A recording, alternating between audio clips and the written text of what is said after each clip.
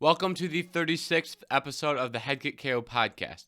Today we're going to be taking a look at UFC Fight Night, Islam Makhachev versus Thiago Moises. And after that, we're going to look at some other news inside the UFC. We're going to talk about the alleged stress fractures in Conor McGregor's shin and leg.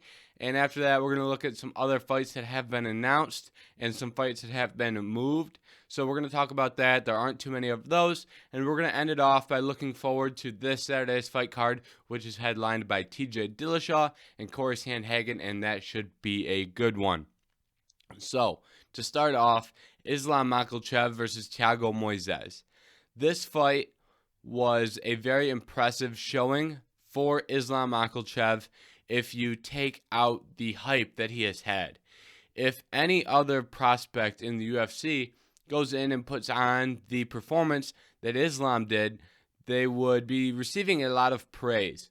But I think Islam has been critiqued a lot in this performance because he has been hyped up to be one of the best lightweights in the world, and some people say he can beat any lightweight right now. So I think when we had that type of hype for Islam, I think that his performance fell short of some of the expectations. But with that being said, that doesn't mean that he is not that guy and he can't be a champion, because I think he can be a future champion. But I think right now we need to lesser some of the expectations for Islam, because we are expecting him to be some sort of unstoppable force like Khabib was, when that is such an unrealistic comparison and expectation that a lot of fans have set for Islam. And if you look at that fight, he looked very, very good. I mean, I was very impressed with his striking. Obviously, Islam's a great grappler, but the striking from Islam was a lot better in this fight, and it makes me think that he has a much better future in terms of his long-term stay in this division, because at lightweight, if you're incompetent on the feet, you're going to struggle just based off the current lightweight landscape. But Islam looked very good on the feet. I think the thing that impressed me most was his ability to back Thiago Moises up against the fence. Some of that could have came from Thiago being willing to sit there on the fence, but Islam was able to back him up, and from there he was able to land strikes. He was doing very well kicking the body, and then he was taking takedown opportunities when they were given to him early, and then later in the fight, in that third round, in that fourth round, he was really enforcing takedowns a lot more. He wasn't just taking opportunities that were given to him. He was, going for takedowns more actively, and then that led to him having more control time on the ground and eventually finishing this fight. So, well, this wasn't the type of performance that would make you think that Islam is the best lightweight on the world at the moment. This was something that showed a great grappler with a lot of potential, and I think that is what Islam is right now. So, well, he may not have lived up to a lot of the hype that some people may have unfairly, given to Islam, just based off, his relation with Khabib and, how he has looked in some of his previous fights.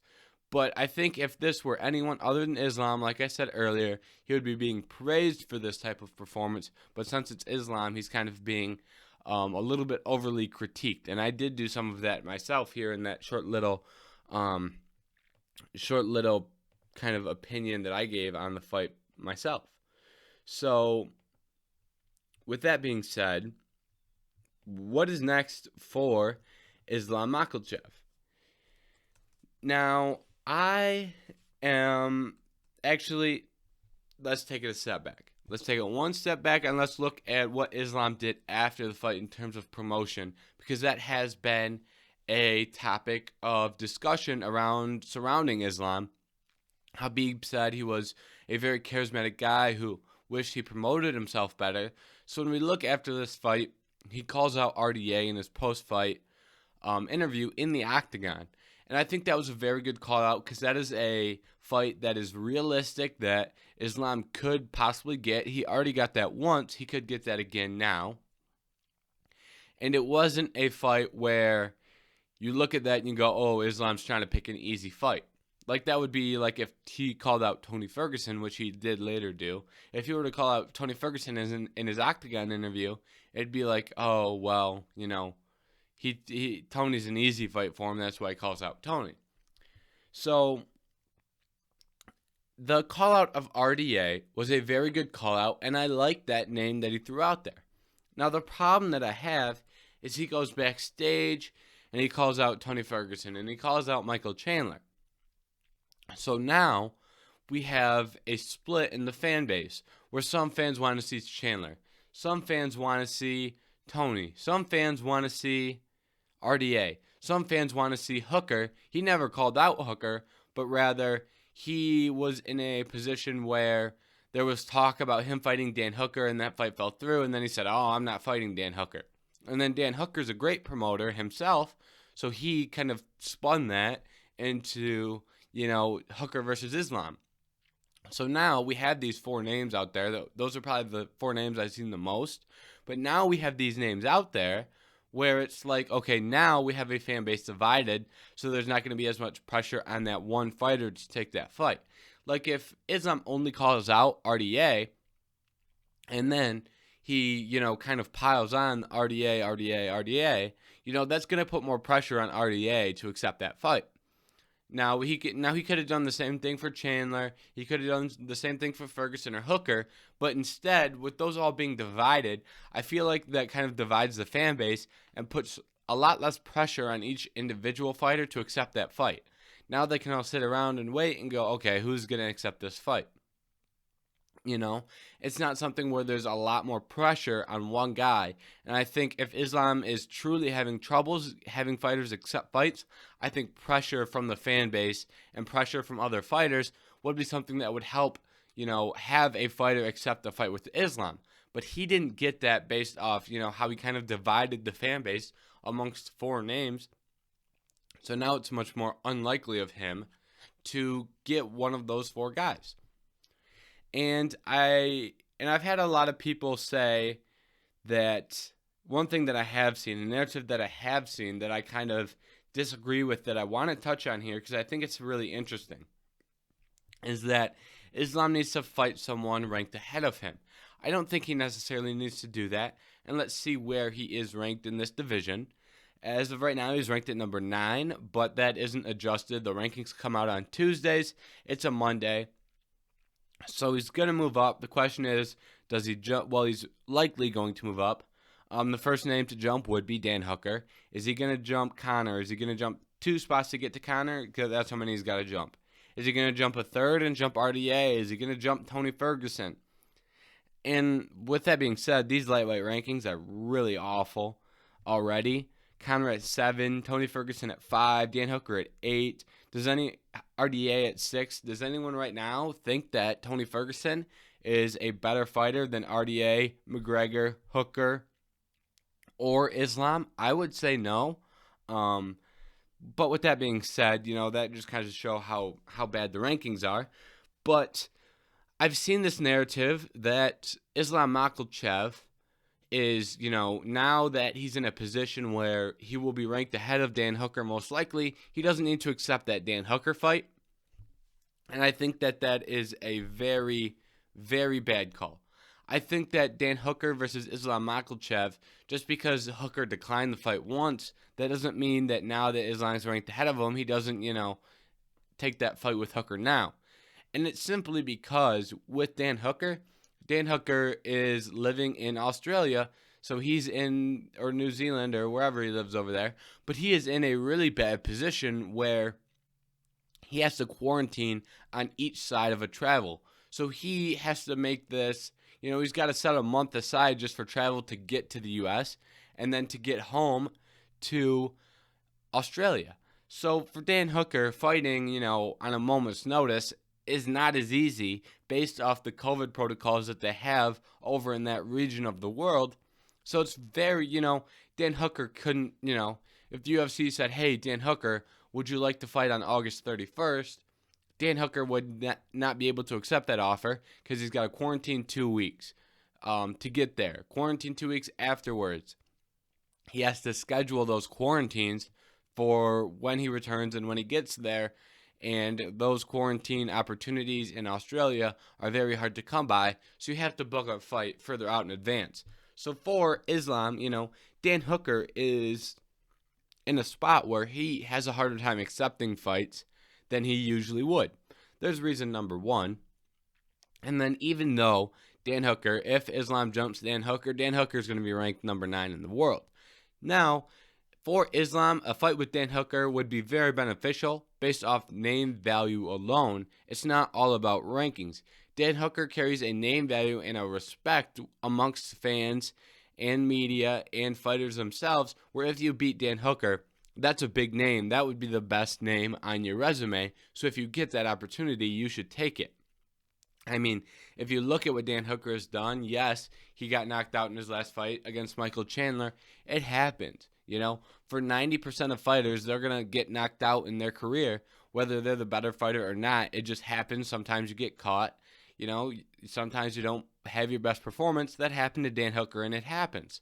But if you look at the fight before that, he's going up against Dustin Poirier, where he wins that fight he loses that fight, he loses that fight 48-47, and he almost finished Poirier in the second round, and you could make the case if that round has another 15 to 30 seconds, he gets that finish. So even though Dan Hooker has lost 2 in a row, he's no bum, and he has a name value that comes along with his name. So for Islam, if he can get anybody, right now he's at 9. Any of the guys currently ranked 8 and up. So any guy, Dan Hooker and above. If he can get any of those guys, they either come with a number value with their ranking, or they come with a name value on their name. Any of those guys, those would all be great fights and great opportunities for Islam, and they would be a huge step up in competition. I mean, Thiago Moises is a great fighter, as are most of these guys at 155. I'm looking at the rankings. There isn't a bad fighter in these rankings. So for Islam, if he can get one of these bigger named guys in the top 9, no matter who it is, you have to take that fight. Now, who do I think that name will be? Let's start with this. It's not going to be Poirier. Poirier is going to fight Oliveira. It's not going to be Gaethje, and it's not going to be Dariush. Simply because those two are both represented by Ali Abdelaziz, and rarely do we see Ali's fighters fight. So we're not going to see Gaethje, Dariush, and Islam matched up against one another in really any form. And I know Gaethje fought Khabib, and they're both represented by Islam, but that's a very different situation because they were fighting for a title. Usually things like that kind of get set to the side when it's a title fight. So I don't think that we're going to see Gaethje or Dariush. Now this is where it gets interesting because it's a little political. Because like I just said, we have Ali's fighters. So we have Gaethje, Dariush, and Islam who are all being represented by Ali. Now you have Chandler, Ferguson, and RDA. Now, do we match those 3 up? Like, you've got the 3 Ali fighters, the 3 non-Ali fighters. So we try and get Gaethje, Dariush, Islam. Do we try and put those 3 up against Chandler, Ferguson, and RDA? No matter how you do it, that might be an angle that Ali is looking to take. Because Ali match makes, and has a lot more say than many other managers. So that would be a possibility. So the way I think this lightweight, you kind of have to matchmake the whole lightweight division to matchmake Islam, in my opinion, simply because of the Ali situation. So I think what we're going to end up seeing is I think we're going to see Gaethje versus Chandler. They're both coming off a loss to the champion, albeit different champions, different times, but usually in a situation like this, both of you have lost to the champion, Now, you might as well pair them up against one another, and the winner's going to be right back in title contention. Maybe the winner would get a title fight. Maybe the winner would have to win one more, but it would still be very beneficial for both guys. So I think we're going to see Chandler versus Gaethje. And then we already saw Dariush versus Tony. And I think we're going to see a situation where Tony sits out a while, or we see Tony against a lesser, not as big of a name person. But I think someone's going to get left out here. Because looking at these, I would love to make the fight of Tony versus Hooker. And I think that would be a very good angle for the UFC. A lot of people don't want to reward Dan Hooker after 2 losses in a row. We'll see. But we have RDA at 6.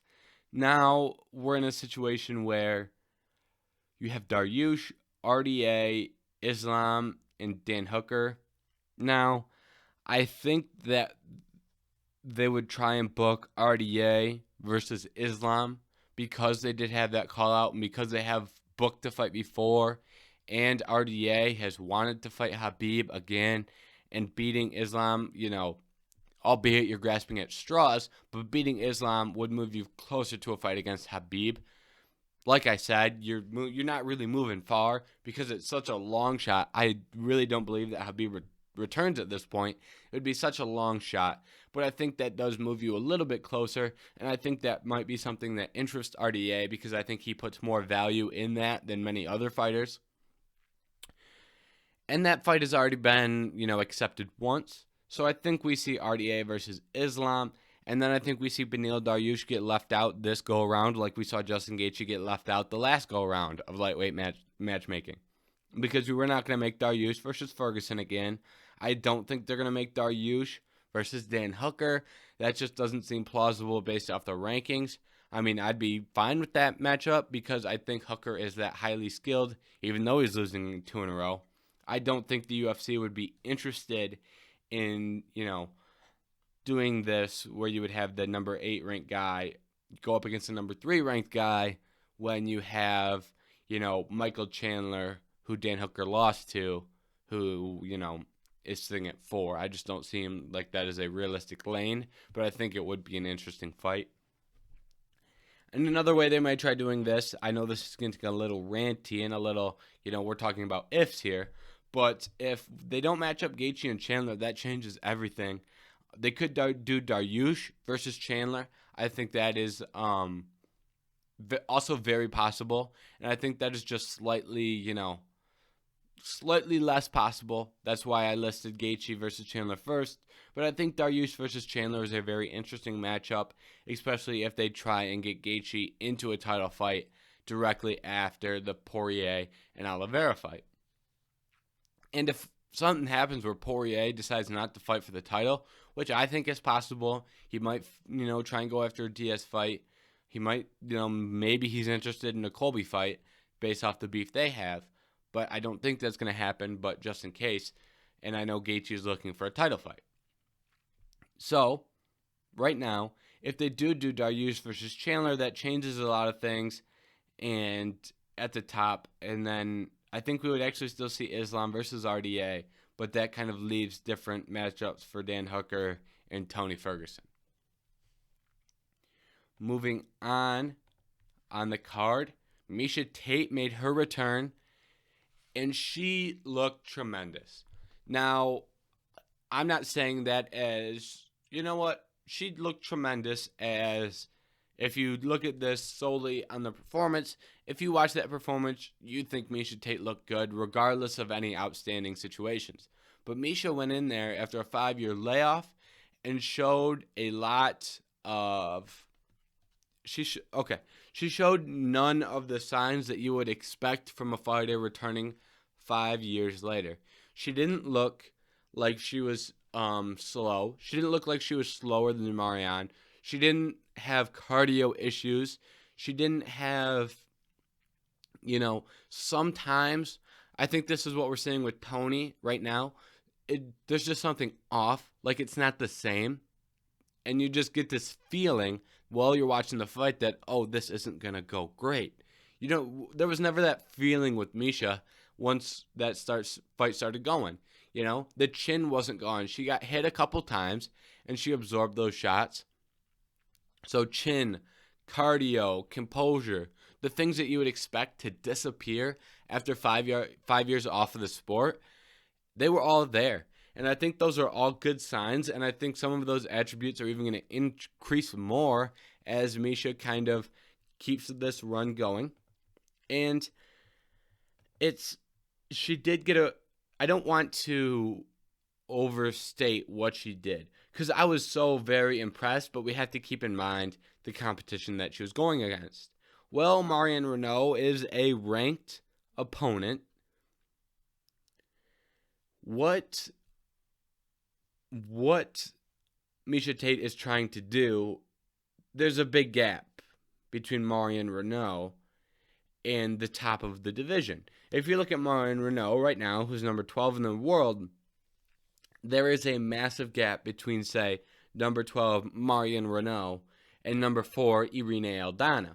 And then obviously Amanda Nunes has, a massive gap between her and any title challenger. So what she did, she's going to have to do again, and she's going to have to do it against much stiffer competition. Can she do it? I think she's got a chance. I'm not willing to sit here and say she can, but she can do it. I'm not going to say she will do it, but she has that opportunity, and she showed that she has the ability to do that. So that leaves us in a spot. What is next for Miesha Tate? And from what we gathered, we do have to move her up in the rankings and get her up against some more stiffer competition. And in my mind, a lot of people are calling for the Holly Holm rematch. I think we should slow it down on that idea. I just don't think that is the best idea right now.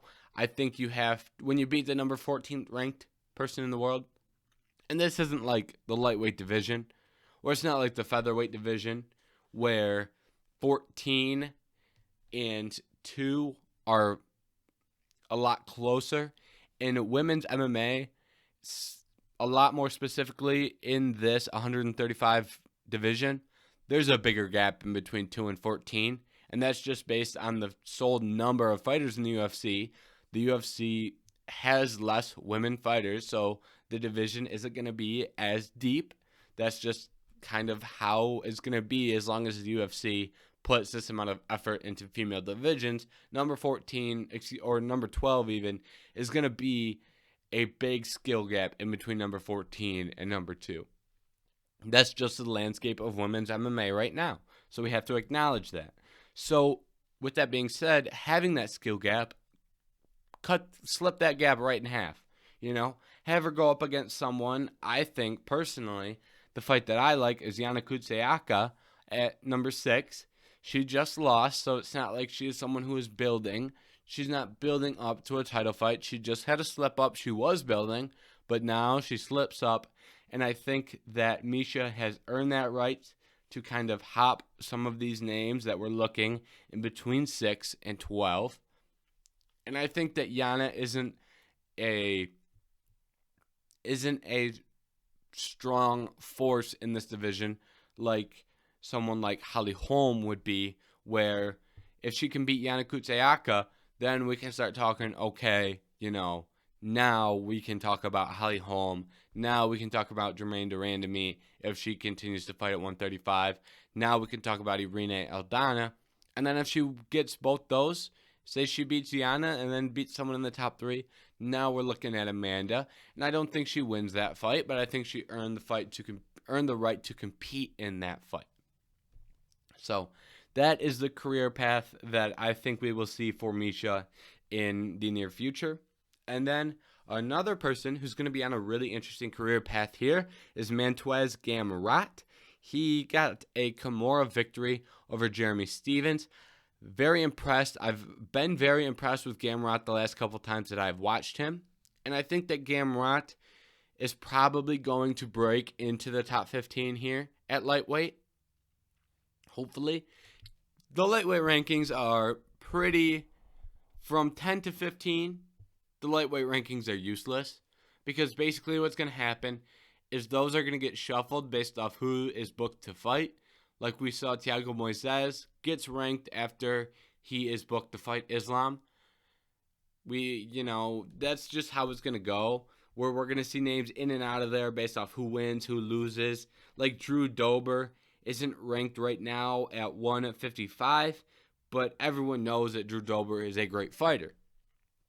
So, no matter what happens, there's going to always be that elite fighter that isn't ranked at 155. And I think right now, if Gamrot isn't ranked, he's going to fall right in line with those guys, all those great lightweights whose name we do not see in the rankings. And I think what is next for Mantuaz Gamrot, I would like to see him against someone else right in that same vein, like a Thiago Moises, like a Armin. I can't say his last name, and that frustrates me. Like Armin, like Brad Riddell, maybe someone a little bit further back in the rankings than that. Maybe someone ranked just outside 155, because I don't think Jeremy Stephens is really the most competitive match for Gamrot. Beating Jeremy Stephens didn't really do much for... It just didn't really do much for him. And it's a shame to say, but I don't know how else to word that, where beating Jeremy Stephens doesn't really have a bunch of... He did it in a very impressive fashion, let me say that. But beating Jeremy Stephens doesn't really push you over the edge, I think, to get a ranked fight, is what I'm trying to say. I just don't think that is going to happen at the moment. And that's really all I can say for that. But, so I think we're going to see him fight someone just outside the top 15 at lightweight. And those could be a lot of guys. Just looking at the names, we did just have Fiziev get booked. Maybe Thiago Moises would be the right fight for this, now that I've been thinking about it. I think Thiago Moises would be a right fight, because based off who is not booked, Jakar Close maybe would be an interesting one. But I just think he's probably going to need one more before he gets the opportunity to fight a ranked guy. And if Gamrot gets a ranked guy before, that's even better for him. I'm A-okay with that. But I just don't think that's the direction the UFC is going to go at the current moment. Now for Jeremy Stephens, I think Jeremy's got to get... What does Jeremy need? I don't know, but I do think it's getting time where we got to start talking about that retirement word with Jeremy Stephens. He hasn't looked particularly great as of recently, and that is partially due just solely off who he has fought.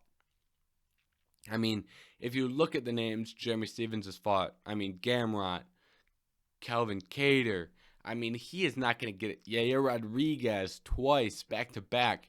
Jeremy Stephens has just only fought the best of the best, and then when he's not fighting the best of the best, they gave him someone who's a rising prospect who has the potential to be one of the best of the best. So let's give Jeremy Stephens a fight against someone who isn't right there right now. I think that's got to be at 145 as well. I think 145 is better for... You know what? Give him Jakar Close. Let's just make that fight. The fight was supposed to happen once. Give him Jakar Close. It was booked for a reason. Let's make that booking again. It'll have a little bit more hype around it. Let's do that now. And then we'll see what happens with that fight before we determine if Jeremy needs to retire or if he is still an elite MMA fighter. And then at middleweight, we had Rodolfo Vieira versus Dustin Stoltzfus. A very refreshing performance by Vieira, and I say that because he is improving, and a lot of the issues that we've seen from him are slowly starting to go away. But with that being said, I think it's still a slow rise here, right? We're seeing improvements, but we're not at the point where I'm just blown away. I haven't been blown away by anything I've seen. So continue this large grind of small improvements against more fighters like Dustin, and I think that we've got something that has the potential to be very good on our hands, as long as we don't rush it. Let's just not rush it as of right now. And then Billy Quarantillo fought Gabriel Benitez and looked very, very, very good. Billy Quarantillo is must-see TV, and he proved it once again. Even though he lost to Gavin Tucker is widely considered one of the better guys at 145 to not be ranked right now. He was one of the more hyped prospects before his loss to Dan Ige, but I mean, Dan Ige is... They don't call him 50K Ige for nothing. I mean, Dan Ige is a tough guy to go out there and beat. So while I'm not particularly out on Gavin Tucker at the moment, but that just goes to show how good Billy Quarantillo is, because he did compete with Gavin Tucker. He didn't get finished, and then he goes in there this fight and really, showed some more improvements and had a great fight. And I think that's the future we're going to see from Billy Quarantillo in the UFC, is just having great fights and being a fan favorite. He seems like a funny guy, very interesting guy. When Billy Quarantillo is fighting, I'm going to watch. And that is something that I can't say for every single fighter on the UFC roster. Billy Quarantillo is must-see TV. And then we had Daniel Rodriguez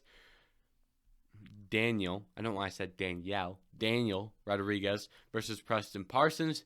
Daniel Rodriguez went out there and won via KO. Very good performance.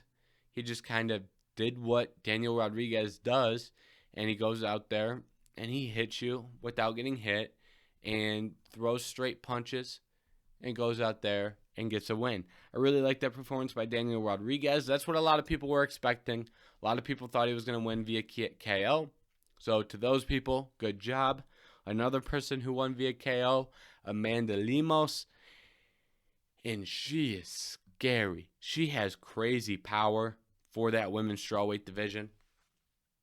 Now, that's really all there is to say about Lemos' performance. I mean, she went out there, she landed early, and those shots, dropped her opponent, and, that was it. And a lot of people were talking about the stoppage. I think it was a good stoppage, and the reason I'm saying that is because if you look at the stoppage up until, when Ruiz stood back up, what we saw was something that needed to be stopped, and then the fight gets stopped and she hops back up and she's in her fighting stance, and it's like, oh, great, one of these. Lemos hit her, wobbles her, hits her again, now she's falling, and as she's falling, Lemos hits her once more as she's getting ready to faceplant off, as Ruiz is getting ready to faceplant off the ground. She eats another shot, and then, Lemos is going in for hammer fist and ground and pound, and, at that point, you just got to get the fighter out of there. And I think we kind of saw how disoriented Ruiz was, because when she stood back up, she stays in the fighting stance. She's got the ref in front of her who had just stopped the fight. Usually we see fighters protest the stoppage, but she didn't. She just stood in fighting stance. And it's like, it was very weird, but I think that weirdness comes from disorientation based off the shot she took. So I think it was a good stoppage. And those are all the fights I'm going to talk about from UFC Fight Night Makhachev versus Moises. Now we are going to move into some news. The very first and largest piece of news that we have seen. Everything else that we're going to talk about is kind of we saw coming. This is something that I want to talk about, and it's Conor McGregor and his stress fractures that he said he had. And let's be honest here. This seems like a very plausible excuse to me, and I know Conor has tried to make excuses in the past, but this seems realistic because that would explain why the bones in his leg broke so easily in that fight. I don't think there was anything in that fight that makes you stand out and go, oh, that did it, And I think that comes from the fact that if he had a stress fracture coming in, it's obviously going to break easier. And the only thing about that is, why was he kicking so much? And he might have just said, hey, I'm going to go out there and I'm going to kick because that is my path to victory. I think Conor saw a path to victory and said, I absolutely have to do that regardless of any other circumstances coming in. And I think that, that was his downfall, a little bit of stubbornness. And let me say this. I am the number one proponent of, if you are not fit to compete, don't compete. And there's a difference between being hurt and injured. If you have stress fractures in your leg and you're going to compete in MMA, that's not something you should do. Pull out of the fight. And a lot of people like to talk trash about people who pull out of fights, but it's the nature of the fight game. I mean, if Conor goes in there and gets those stress, heals those stress fractures, now we're not in this situation where all the bad things that happened in the third fight, none of those occur. We don't need to see fighters breaking shins because they wanted to fight with a stress fracture. And then we don't see Conor, on the ground yelling into the mic, saying things that a lot of people didn't like. We don't see any of that if Conor pulls out. And if Conor says all those happened because of these stress fractures, which is plausible, I mean, can we just not fight injured? It is something that Max Holloway did, where he pulled out of his fight when he was injured. TJ Dillashaw pulled out of the first time the fight was signed with Cory Sandhagen because his eye got cut. And there's no reason to fight if your eye is cut and you have to worry about the cut breaking open with one punch landing on it. Because if that cut breaks open and then the fight has to be stopped via a doctor's stoppage because the cut is too bad, now we're in a worse situation than when we started. And then if fighters pull out of fights, we don't have to worry about a fighter losing and then having excuses. A lot of times fighters lose and then it's what's going on with Conor right now. Now we're debating, is this a real excuse, a fake excuse? Even if it is an excuse, do we care? All that gets thrown out the window if we just pull out of fights when we're injured. And I'm not saying pull out of fights when you're hurt, because you're going to be hurt. It's fighting. Sometimes if your shoulder aches, you just kind of have to deal with it. But if you have a torn labrum in your shoulder, pull out of the fight. It's just something that I think is... And let me say this. Conor was in a very bad position, because if Conor wanted to pull out of the fight, what happens to UFC 264? UFC 264 is toast. Wonder Boy and Gilbert Burns aren't going to headline a pay-per-view when that's all they have. It's just not realistic for that to headline a pay-per-view. And that just goes along with a bigger discussion of, hey, we need to make these pay-per-views better, to where if a fight drops off because of an injury, we're okay. If it drops off because of COVID, we're okay. If a fight, and if nothing drops off, then we have a great card we're looking at. For example, if something happens that Gilbert and restart that whole sentence. If something happens that either Usman or Masvidal gets hurt and they can't find a late replacement for one of them, then what we do is we have two other title fights on the card and we're fine. We're okay. That's what happened when Volkanovski and Ortega had to get canceled because of COVID. We had two other title fights. We were good, But now when you design a thin pay-per-view to begin with, then we're in a position where you have to worry about canceling that pay-per-view. And then if you make the pay-per-view deeper, you're just going to get more buys. And so it helps everything. So I think if we just stack these pay-per-views, stack fight nights, get better fights on cards, and then, if something happens where if we're injured, pull out. Pull out. Don't fight injured. It's not helping anybody. You're hurting yourself when you fight injured. And that's just something that I wanted to throw in there, because I think that is something that is very important, and it's something that hurts the UFC. And then we had 3 fights. Yes, 3 fights that were officially announced, and they all are for UFC 266 on September 25th. We're going to start at the top of the card, with the first one being Brian Ortega versus Alex Volkanovski for the 145-pound belt. Will take place on that card, UFC 266. It will be the main event, and that is official. Not much more to say there. We'll preview the fight when the fight comes around. Valentina Shevchenko versus Lauren Murphy, UFC 266, September 25th, for the female 125 belt. Not much more to say for either of those. We knew these were the fights that were going to happen. We knew Lauren Murphy was going to be the contender. We knew Brian Ortega was going to be the contender. They've got the Ultimate Fighter. They were already signed to fight once. We knew these fights were coming. And then the other fight that is going to be a 5-round, not even a co-main. I mean, it's not a co-main. It's not anything. Well, it is something special. 5 rounds is going to be the third fight down. The pre-co-main is what we'll call it. Is going to be Nick Diaz versus Robbie Lawler. That fight is signed, and it is official that it is 5 rounds. And I'm not going to talk much more about that because everyone was pretty much expecting this to be 5 rounds. I did it for Nate. You'll do it for Nick. And we already talked about my opinion on the booking between Nick and Robbie. We already talked about that. So if you want, you can go back to listen to that. But now it is official. And then the only other piece of fight news that we have is Shamil Abudakahimov and Chris Dauskas. They got postponed. They got pushed back a week from July 24th to July 31st. And I think the only reason they did that, there might have been something that happened, but it didn't say, the report I read didn't say why. But this is likely just because we had a fight fall off on Hall versus Strickland.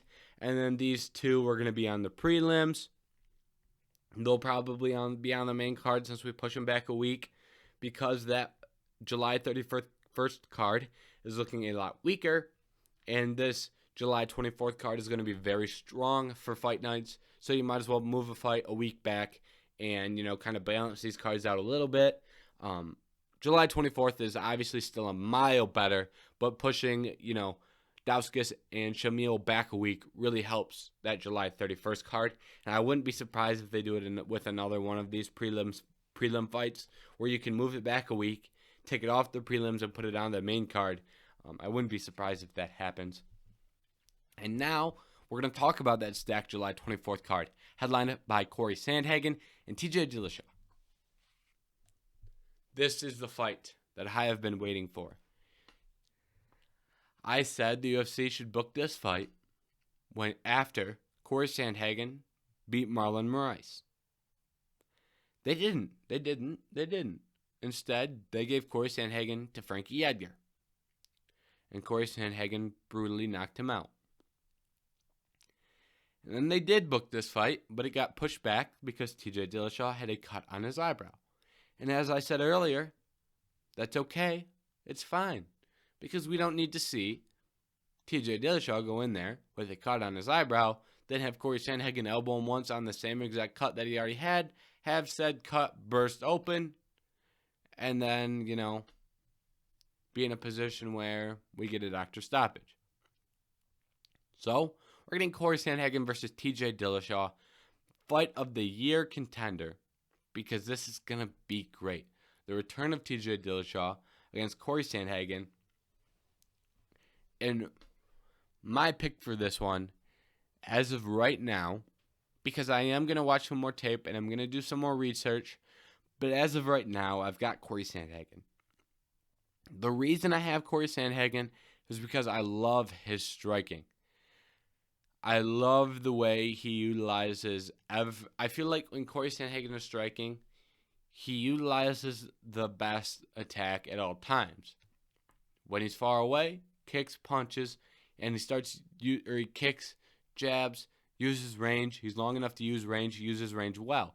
And when he gets inside, he mixes it up very well with hooks, with elbows, with knees. Cory Sandhagen is a great example of someone who can strike with all 8 limbs. And Cory Sandhagen also mixes it up to the body very well. I love watching Sandhagen, be in a position where he lands a couple good shots to the head. He'll mix up to the body. And, he'll throw some knees in there when you're ducking down to cover the body. You've got a knee coming up to hit you in the head. He is a very hard guy to beat when he's on point in terms of his striking. And as he showed in his last 2 fights, he has knockout power in the sense where he can land a shot that will put you away.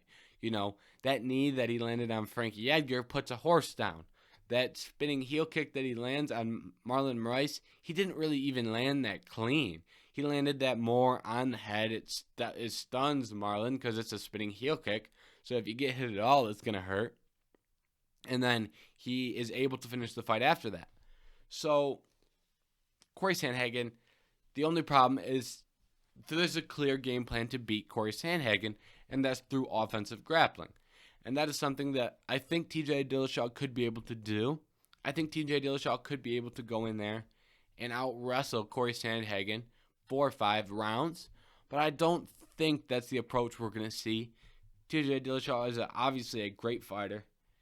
And my only thing that I don't like about this fight is that it's not on a pay-per-view. This would have been a tremendous fight to have on a pay-per-view with fans. Have it be a 5-round one. I mean, this is one of those fights where it could be a 5-round fight on a pay-per-view. This is one of those fights, but it's on a fight night card, and this is going to be probably my favorite fight night card of the year because you've heard me talk about how much I love this fight.